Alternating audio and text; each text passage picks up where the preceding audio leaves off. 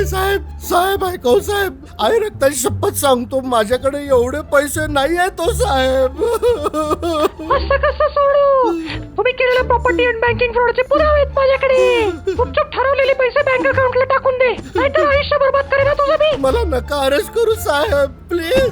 अरे अरे कोणी तिकडे कशी कोणी फेकली? जयड्या, फोन काट केला. अरे जयड्या मूर्खा. अरे दत्ता, स्वतः तू एवढा मोठा पोलीस इन्स्पेक्टर असून चक्क एका फालतू माणसाकडनं डिजिटल अरेस्ट होतो. अरे अरे आम्ही समाजात काय तोंड दाखवायचं रे? हा दादा, तू एवढी चांगली ऍक्टिंग कशी काय केलीस रे? हा तसं नाही, कॉलेजमध्ये खूप ट्रॉफी मारलेत मी.